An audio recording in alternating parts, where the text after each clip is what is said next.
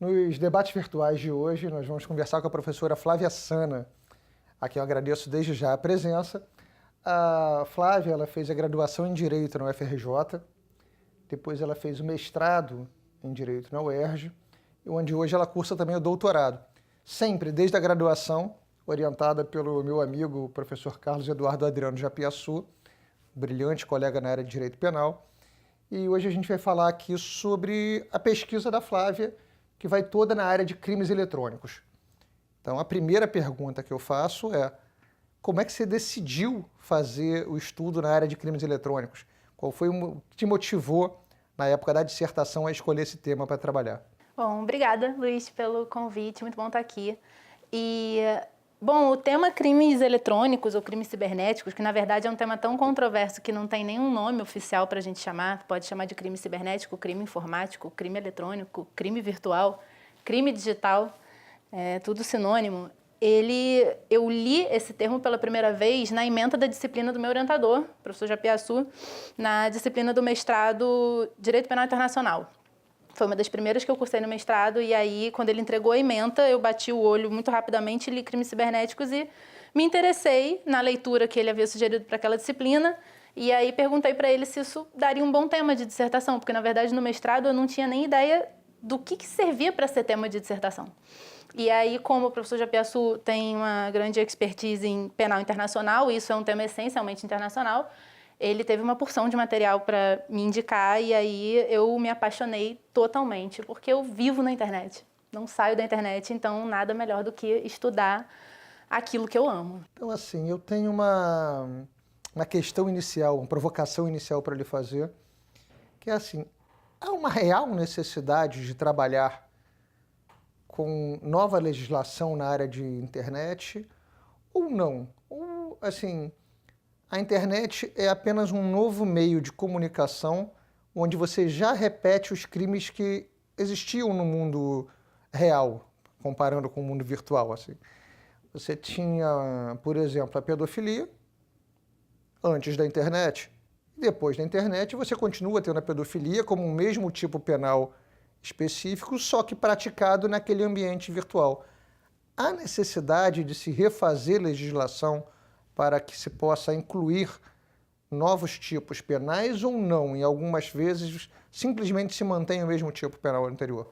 Então, essa é uma excelente pergunta, inclusive foi uma das perguntas que nortearam o meu trabalho na dissertação, né? Saber se o direito penal positivo que a gente tem hoje em dia no Brasil serve à era digital. Porque, na verdade, o nosso Código Penal, o Código Penal brasileiro, ele data de 1940. E em 1940 não existia internet no mundo.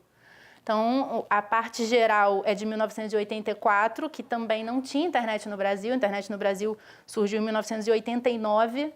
Então, a gente está falando de uma legislação penal brasileira que é toda datada de uma época anterior à internet. E, hoje em dia, a nossa sociedade vive todas as esferas da vida dentro da internet.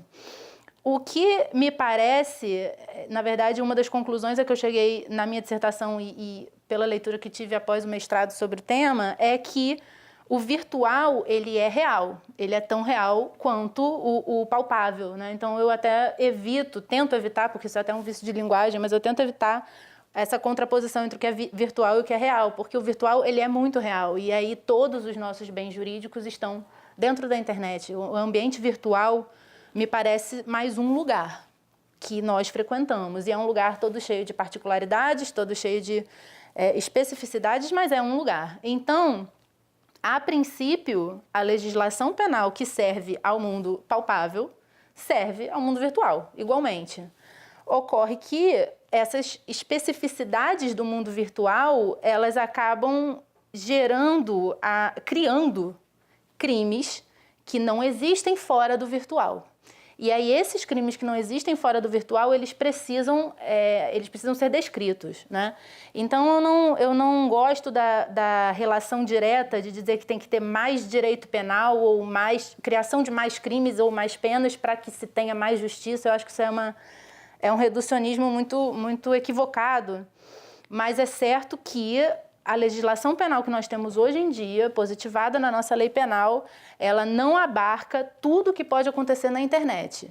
ao mesmo tempo, o que está na legislação penal que nós temos hoje em dia pode perfeitamente acontecer na internet. Eu costumava dizer que todos os crimes podem ser praticados pela internet porque, lendo a nossa legislação penal, eu conseguia, com muita facilidade, visualizar aquele crime sendo praticado por meio da internet.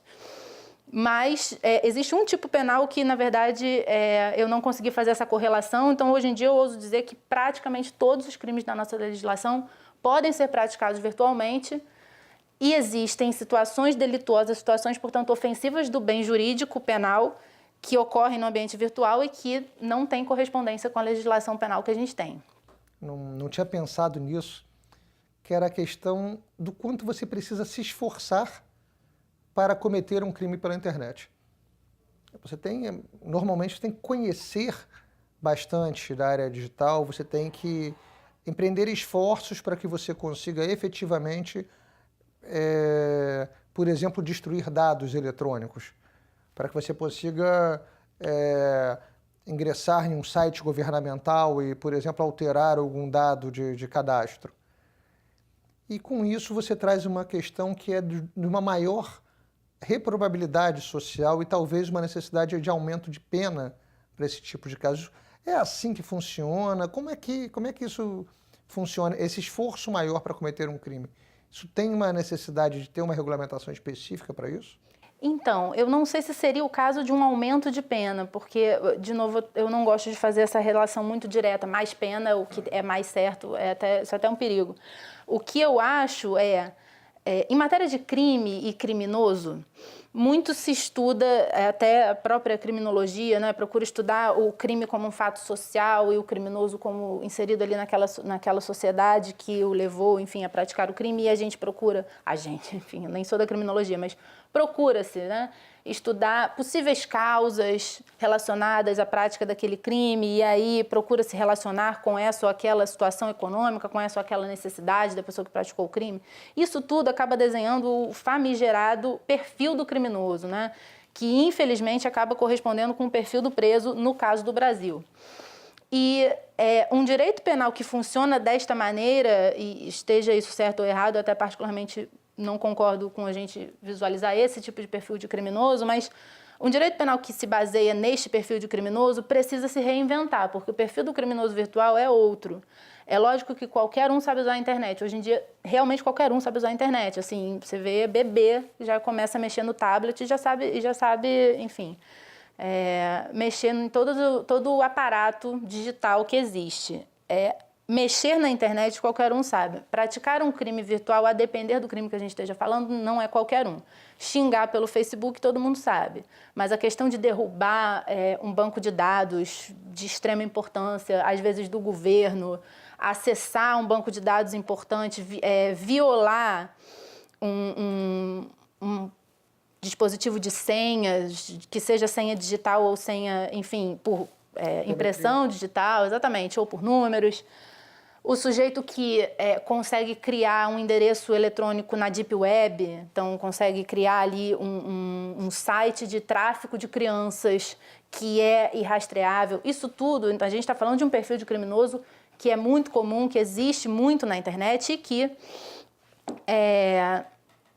ele de verdade, ele realmente está se esforçando no sentido, ele tem um conhecimento, ele tem uma inteligência que ele está usando dolosamente para a prática criminosa. Então, eu não acho que, em razão disso, precise ter mais pena para esse sujeito, mas talvez seja o caso da gente repensar o direito penal aplicado para esse sujeito, porque ele foge do estereótipo do criminoso, isso ele foge.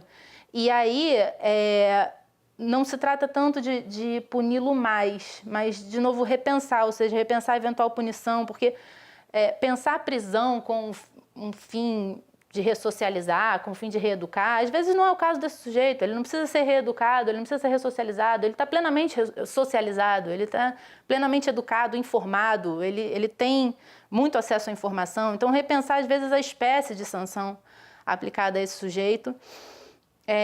Então é isso, não faço essa relação direta entre um perfil diferente de criminoso e ser mais pena, mas sem dúvida o direito penal brasileiro precisa se reinventar para focar num outro perfil de criminoso. Um caso paradigmático de mudança de legislação penal que a gente teve no Brasil, até com uma tramitação célere demais, foi bem rápida a tramitação, foi o caso da lei conhecida como Lei Carolina Dickmann, né, que foi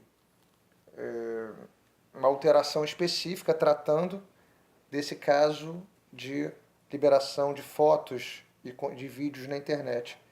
Fala pra gente um pouquinho desse caso, como é que isso funcionou e dá a sua análise, dizendo se essa lei foi suficiente, se ela foi interessante, se foi um avanço.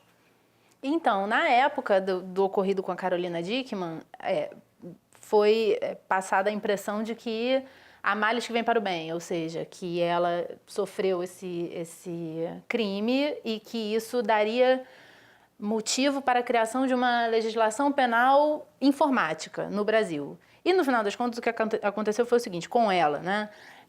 O relato, pelo menos, enfim, não a conheço e não atuei no caso, mas o relato é que ela teria deixado o notebook para consertar numa oficina, enfim, que consertasse isso e talvez pelo fato de ser famosa, ou não sei se teve a ver, mas invadiram o dispositivo informático dela, no caso o notebook, e então acessaram o conteúdo que envolvia, entre outras coisas, fotos dela de cunho íntimo, e então isso foi colocado na internet para sempre, né? Porque a pessoa realmente só precisa colocar uma vez. E aí aquela conduta fica para sempre sendo, enfim, perpetuada. Isso aqui é muito grave no caso da internet. E aí, muito bem, isso aconteceu, foi uma pena, porque em sendo mulher, isso acabou tendo um efeito nocivo muito grande. Eu insisto na questão de em sendo mulher, porque existe um comparativo muito fácil que a gente pode fazer para entender que o que aconteceu com ela só foi isso tudo de ruim porque ela é mulher. O comparativo é com o acontecido ano passado ou retrasado, mas realmente nem tem muito tempo, com o Paulo Zulu. Teve uma foto íntima vazada e, no final das contas, são duas pessoas famosas, são duas pessoas que atendem plenamente a tudo que se entende por um padrão de beleza, né? Inteiramente um padrão de beleza, e, no entanto, o vazamento da foto íntima do Paulo Zulu foi vista como um motivo para elogiá-lo, né? Então, as mulheres brincaram de estar apaixonadas e casa comigo, e os homens brincaram de, nossa senhora, agora eu não vou deixar minha esposa ver essa foto, porque senão, poxa vida, esse sujeito tem um corpo muito mais bonito que o meu. Ou seja, de todos os lados veio uma exaltação da beleza do Paulo Zulu. E no caso da Carolina Dickmann, que, de novo, atende igualmente a um padrão de beleza, o que veio foi pedrada de tudo quanto era lado, né? Até a ponto de nem enxergarem uma conduta criminosa, numa de julgar o comportamento dela de ter tirado aquelas fotos. Então, superada essa premissa de que realmente o que aconteceu com ela só foi tão nocivo assim porque ela é mulher, isto é um crime, né? Vitime, homem ou mulher, isto é um crime, e foi motivador da criação da Lei Carolina Dickmann. Como você bem disse, a tramitação foi muito célere e isso, assim, não digo que não podia resultar numa coisa boa, porque até seria muito radical falar isso, mas com muita facilidade isso não dá muito certo. Falta discussão, né? Pois falta maturação. Falta. Foi uma tentativa de dar uma resposta rápida à mídia, né? Verdade foi essa, foi o direito tentando responder rapidamente à mídia. E responder de forma, às vezes, até um tanto irresponsável, porque não responderam, por exemplo, que a nova lei que foi criada não iria retroagir para atingir os próprios sujeitos que praticaram a conduta com a Carolina Dickmann. Então, de todo modo, surgiu a Lei Carolina Dickmann, Lei 12.737 de 2012. E essa lei, na verdade, ela prevê muito poucas condutas criminosas, né? Ela tem, se não me engano, acho que 4 artigos. E com relação à conduta que aconteceu com a própria Carolina Dickmann, houve uma inserção deste crime, né, nos moldes que aconteceu com ela, no Código Penal, na forma do artigo 154-A do Código Penal. Então, o artigo 154-A do Código Penal é inserido pela Lei Carolina Dickmann, Lei 12.737 de 2012. Esse tipo penal que foi inserido, né, em razão do ocorrido, ele trata do crime de invadir um dispositivo informático mediante violação do sistema de segurança, portanto, mediante violação da senha ou de qualquer forma de bloqueio de acesso, com o fim de acessar dados pessoais daquela pessoa. Então, assim, não estou lendo o texto da lei, mas em resumo é isso. invasão do dispositivo informático alheio mediante violação da senha, de qualquer forma de proibição de acesso, com essa finalidade delitiva, né? Especial fim de agir criminoso. O que é uma coisa muito extremamente grave, né? Principalmente se a gente considerar que dispositivo informático é qualquer aparelho eletrônico que permita o acesso à internet, nem precisa, na verdade, estar acessado à internet, mas, enfim, então não é só o computador da nossa casa, o dispositivo informático é o nosso tablet, é o nosso celular, e são aparelhos que contêm informações muito preciosas sobre a nossa vida. Então, fotos da família, fotos pessoais, arquivos profissionais, né? Então, isso é uma situação que tem um potencial lesivo incalculável e, no entanto, a pena cominada para esse tipo penal o torna uma infração de menor potencial ofensivo, né? Na verdade, esse tipo penal tem pena cominada de detenção de 3 meses a 1 ano. Acho que combinada junto com multa, se não me engano. Mas, de todo modo, essa detenção de 3 meses a 1 ano, né, essa parte da privação da liberdade na pena combinada, é que não parece atender ao que se entende por uma proporcionalidade no direito penal. Você faz uma comparação aí com o roubo.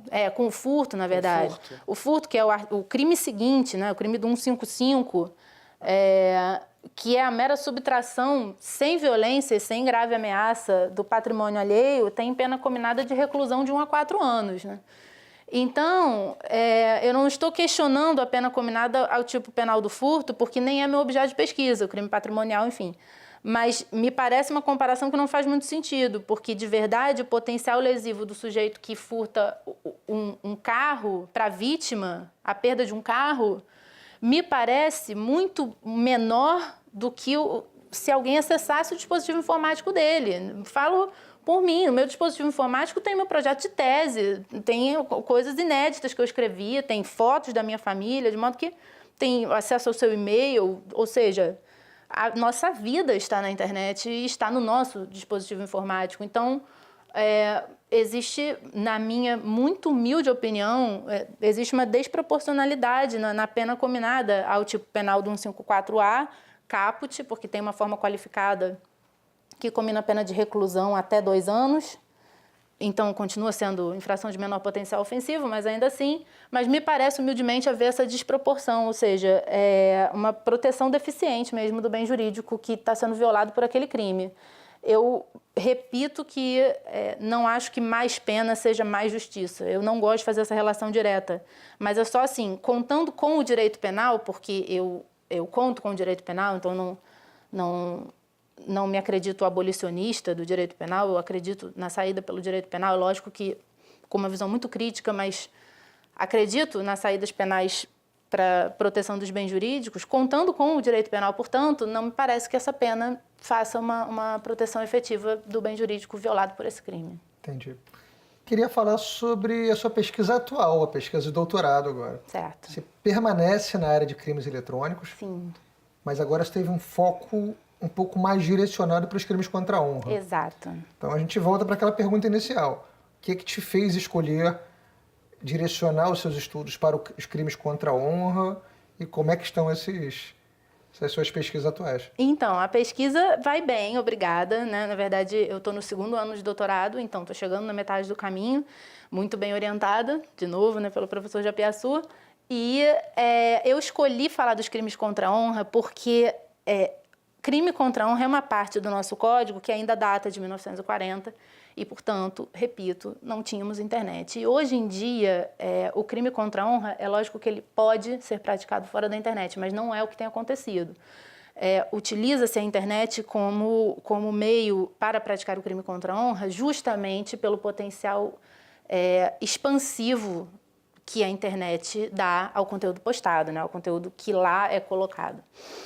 Então, o que aconteceu foi, na verdade, eu já fui vítima de alguns crimes contra a honra, o que é até uma coisa que não é nem muito recomendada, né? Você pegar um tema que já tenha te atingido para pesquisar, porque com muita frequência a sua pesquisa não vai ser muito parcial. Mas o que aconteceu em matéria de crimes contra a honra comigo não foi nada muito grave, tanto que não tomei nenhuma providência judicial, mas sofri crimes contra a honra na internet e quando eu estava diante disso há alguns anos, lidando com isso e entendendo na pele o potencial destrutivo que isso tem, porque isso destrói a sua honra perante pessoas que você não tem nem controle, né? Eu como não foi nada extremamente grave, eu não fiquei mal da vida toda a vida, mas acabei entrando num fórum de discussão sobre isso na internet e joguei isso lá, era até um fórum de mulheres, né? Falei assim, poxa, pessoal, aconteceu isso, estão falando isso de mim e tal. Muito chato isso, porque para mim não era também isso tudo de ruim. E aí, aquelas mulheres começaram todas a falar o que já tinha acontecido em matéria de crimes contra a honra em face delas, que eram umas coisas horrorosas, assim, realmente acabaram com a vida delas, assim, a ponto de quase literalmente, pessoas que realmente quase se mataram diante da ofensa à honra por meio da internet. Então, ali, nesse momento, eu lembro muito nitidamente, assim, de começar a ler uma porção de relatos de pessoas que estavam ali tentando se solidarizar comigo, né? Numa de falar que, pô, você não é a única, olha só o que já aconteceu comigo. E primeiro que eu senti que o meu problema era desse tamaninho, né? E segundo que me assustou muito, né? O quanto que aquela ofensa à honra funcionava como um gatilho para uma porção de problemas. Na verdade, esse gatilho é até uma coisa que eu tenho preferido dizer que a internet ela causa um eco criminoso.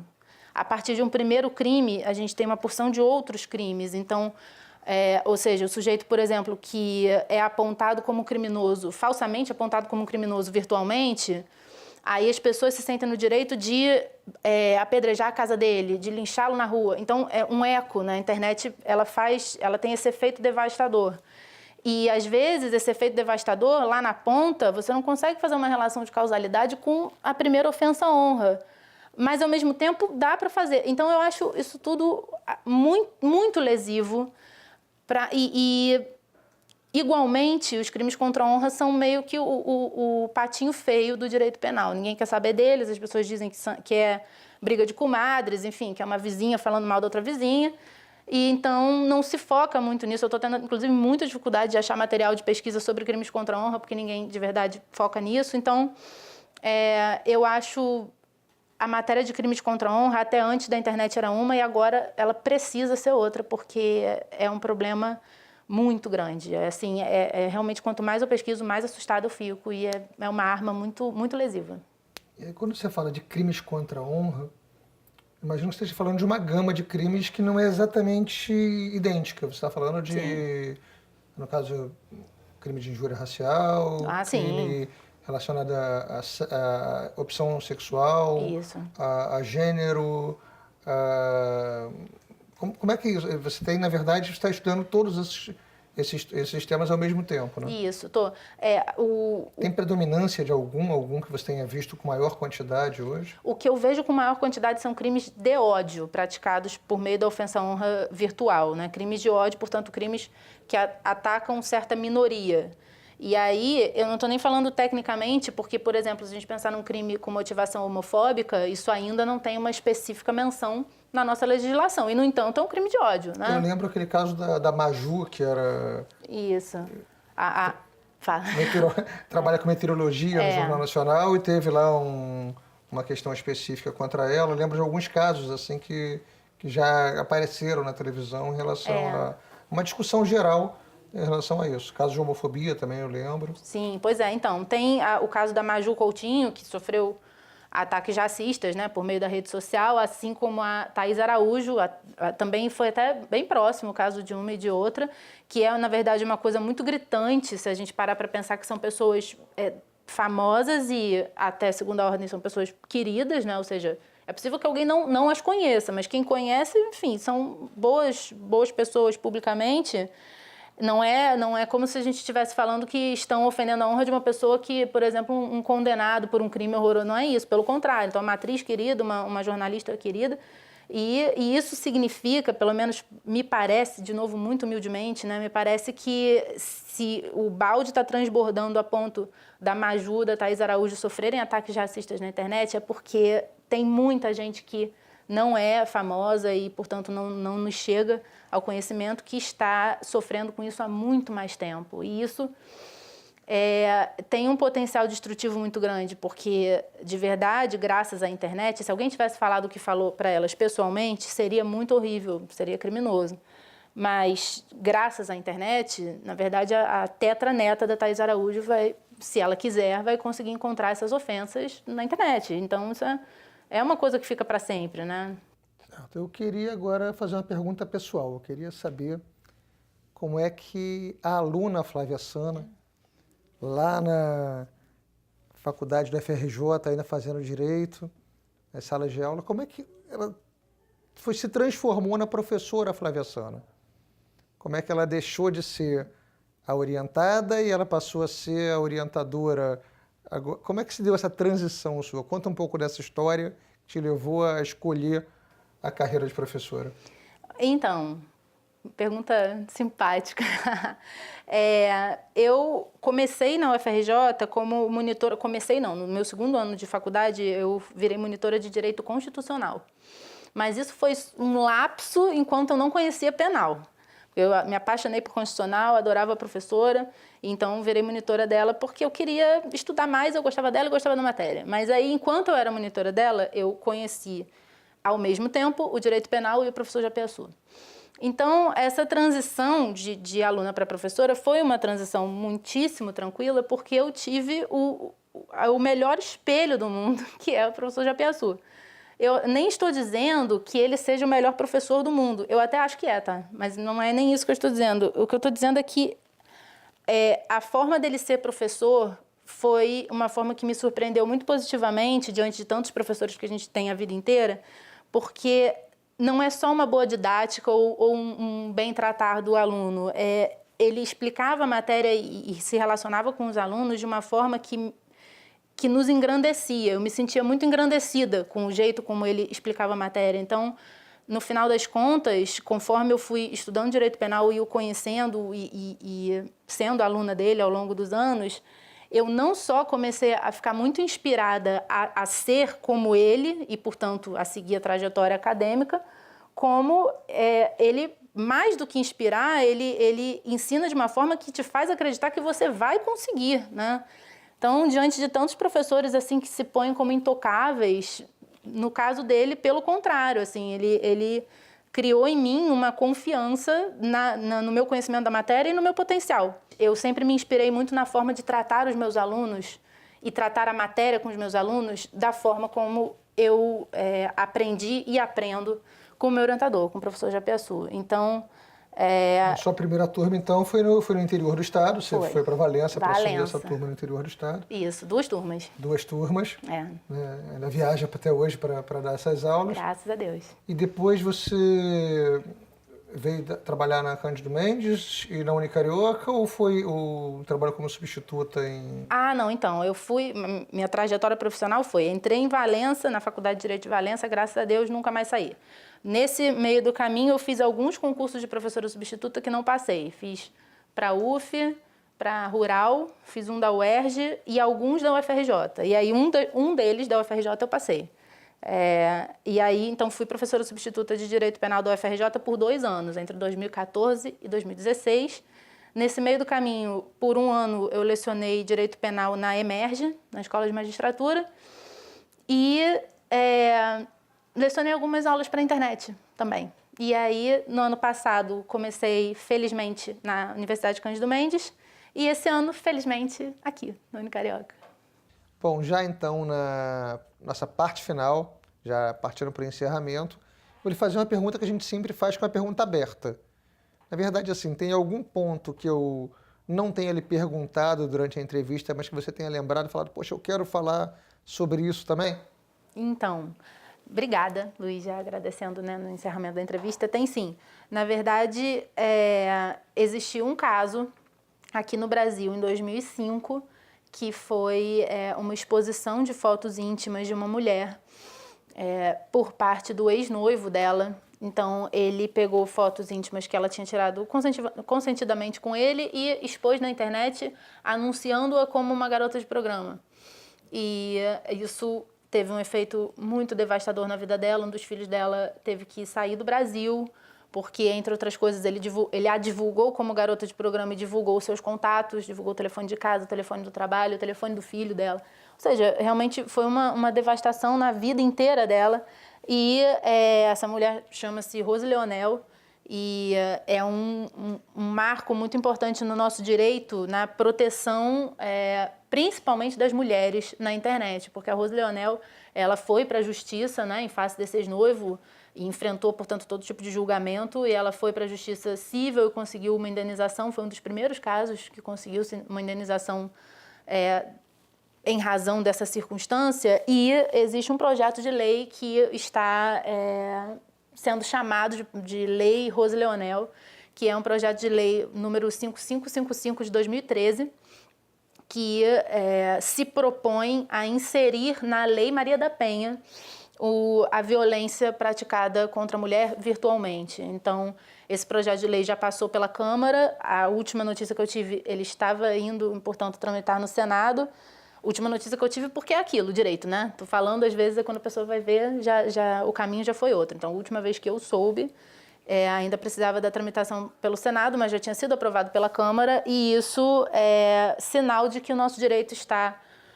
um sinal, um dos sinais de que o nosso direito está acordando para a importância da internet. Nesse caso, então, específico, vindo para a Lei Maria da Penha, estamos falando de companheiro, de marido, de alguém que conviva com a pessoa. Isso, e que deliberadamente resolva divulgar dados e fotos dessa pessoa na internet. Isso, na verdade, a Lei Maria da Penha não exige a coabitação, né? E sim...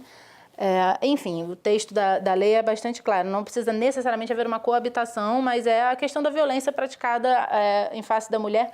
Esse tipo de violência, com muita frequência, é praticado pelo ex-companheiro, pelo ex-marido, pelo ex-namorado, ou por alguém que, enfim, se diga apaixonado, se bem que é claro que não é isso. É um crime de ódio muito específico, e é muito específico e vitima muito especialmente a mulher. Então, ano passado... Teve um caso muito emblemático nos Estados Unidos que eu achei também muito assustador, que foi uma menina de 15 anos. Ela foi filmada na escola tomando banho. Ela realmente não estava nem... Não que fizesse alguma diferença, mas ela realmente não estava nem praticando nenhuma conduta que se possa julgar por uma moralidade retrógrada. Enfim, não era nem o caso. A menina estava tomando um mísero banho. E um menino da turma dela a filmou e postou em tempo real no Snapchat. E a partir disso, essa menina passou a sofrer um bullying horroroso na escola, porque, enfim, 15 anos, e começaram a fazer chacota sobre o corpo dela, sobre a nudez dela. E a menina se matou. Ela não aguentou, não suportou aquilo tudo. Então, é preciso que se leve a internet muito a sério. A internet é uma arma de destruição muito importante. A gente brinca muito pela internet, a gente aprende muito por meio da internet, mas a gente também pode destruir vidas na internet. Esse não é o único caso de pessoa que sofreu um crime contra a honra na internet e se matou ou quase, né? Então, a minha conclusão, por enquanto, né, sobre o meu tema, que é claro que continuo estudando, que claro que o direito, seja o direito penal ou qualquer outro ramo, é claro que não vai solucionar todas as mazelas virtuais, não existe isso. Ao mesmo tempo, é importante que o direito penal acorde para as condutas praticadas por meio da internet. Mas o direito e o direito penal sozinho não vão conseguir. É preciso que se tenha uma conscientização em muitos sentidos. Por exemplo, esse exemplo da menina americana, ele tem o componente do crime virtual e tem o componente do machismo, né?